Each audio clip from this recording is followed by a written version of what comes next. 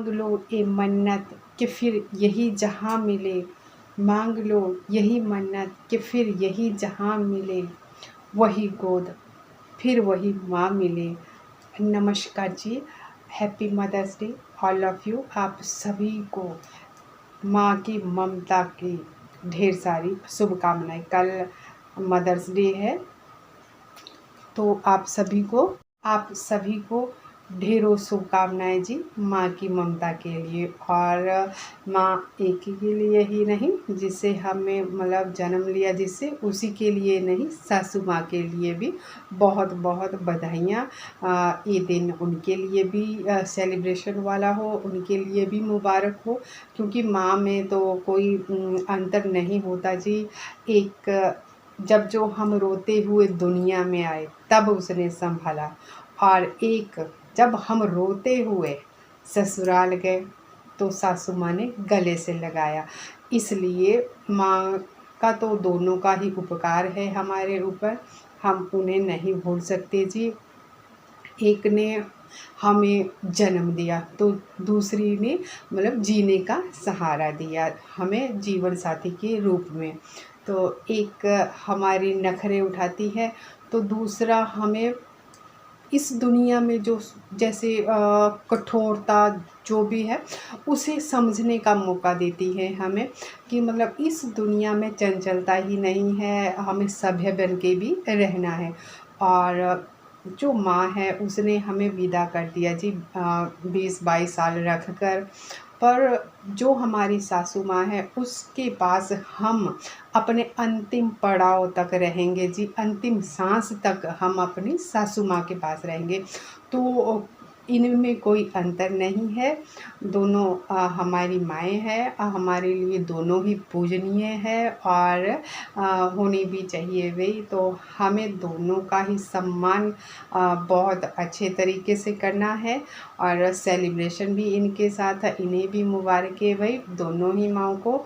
और क्योंकि माँ ने हमें जन्म दिया भले ही, और पाला पोसा बड़ा किया, मानती हूँ चलना भी सिखाया, सब कुछ बोलना भी सिखाया, लेकिन जो जीवन की सच्चाई है जो हमारे लिए मतलब सीखना बहुत ज़रूरी है। माँ के पास हमारा बचपना होता है, हम उसे नहीं सीख पाते, हमारे लिए संसार इतना वो नहीं होता, मुश्किल भरा नहीं होता। लेकिन जब हम शादी करके अपने ससुराल जाती हैं तो जिन कठिनाइयों से हमारा सामना होता है, ज़िंदगी की वास्तविकता से हमारा सामना होता है, वो उसको जीने का तरीका हमें ससुराल में ही मिलता है और सास द्वारा ही मिलता है। चाहे वो हमें कठोरता से समझाए, चाहे हमारे आगे परिस्थितियाँ ऐसी पैदा कर दे भी, हम लोगों को मतलब वो रास्ता ढूंढना पड़ता है भी, कैसे इस मुसीबत से निकले हम। सासू माँ का भी बहुत बड़ा योगदान है हमारी ज़िंदगी में। हमें ये बिंदिया, ये सिंदूर, एक पायल उन्हीं की दी हुई है जी। उन्हीं के बेटे का जो है नाम है हमारे साथ, तभी हम खुशहाल जीवन जी रहे हैं। तो सासू माँ का भी बहुत बड़ा योगदान है। मानते हैं हम, हमारी माँ ने हमें अपने घरों में जो होता ही है हर एक उसमें, कि बेटे से ज़्यादा प्यार बेटियों को ही करते हैं, है ना जी। चाहे कुछ भी, चाहे स्वभाव के उसमें ले लो आप, बेटियां थोड़ी क्लोज भी होती है माँ बाप के, पर जी जो है मतलब सासू अम्मा हमारी होती है ना, उसने अपने बेटे को ही सौंप दिया होता है जन्म देके अपने बच्चे को अपने कलेजे से दूर कर। जब हम माँ बनती तो खुद हमें कितना प्यार होता है बच्चों से, हम नहीं दे पाते, हम हमारा कलेजा मुंह को आने लगता है अगर हमारे बच्चे को ज़रा सी भी खरोच आ जाए, कुछ भी हो जाए। तो उनका त्याग भी देखिए, उनका बलिदान भी देखिए। सच में कुछ भी है, चाहे उन्होंने अपने बेटे को हमारी गोद में दिया, मतलब जो उन्होंने अपने बेटे को इतने सालों से रखा भाई, गोद में खिलाया, लाड प्यार कुछ भी किया। तो माँ तो सिर्फ विदाई करती है अपनी बेटियों की घर से, लेकिन जो सासू माँ है वो अपने बेटे को हमें सौंपती है, उनकी जिम्मेवारी हमें सौंपती है।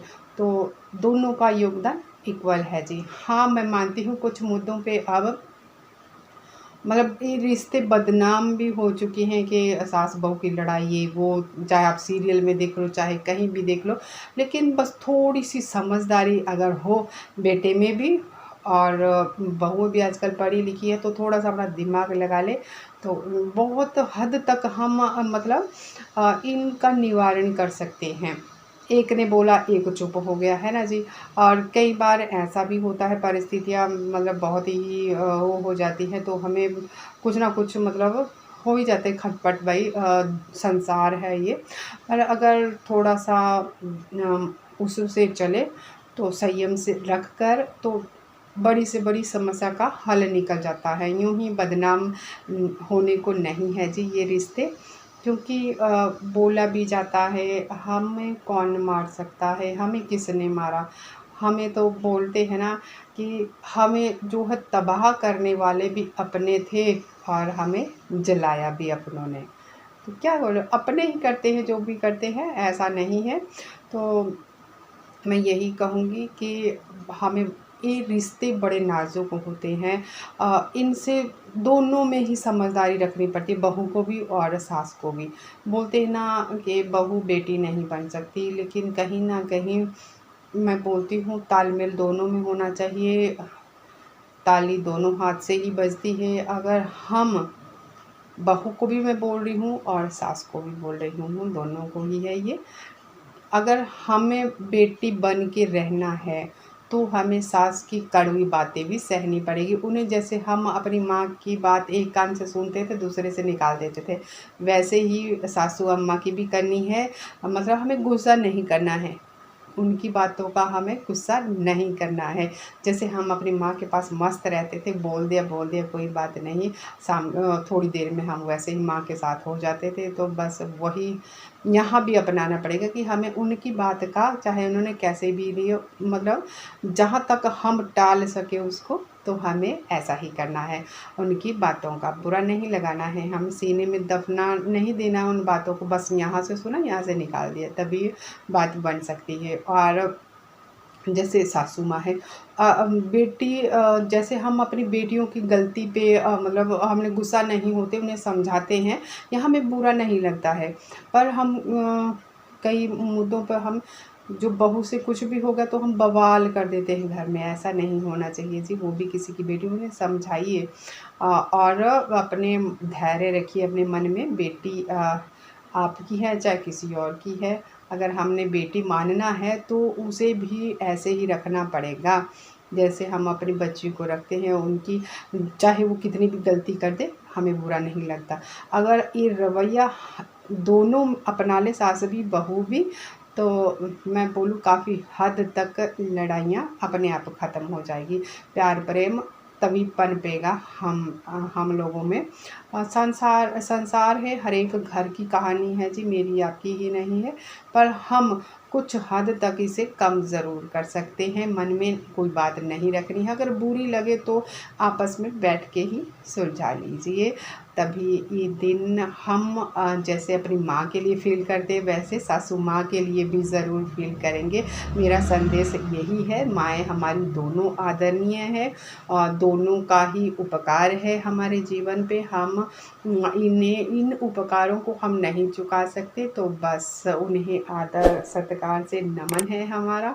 और एक बार फिर से happy mother's day all of you.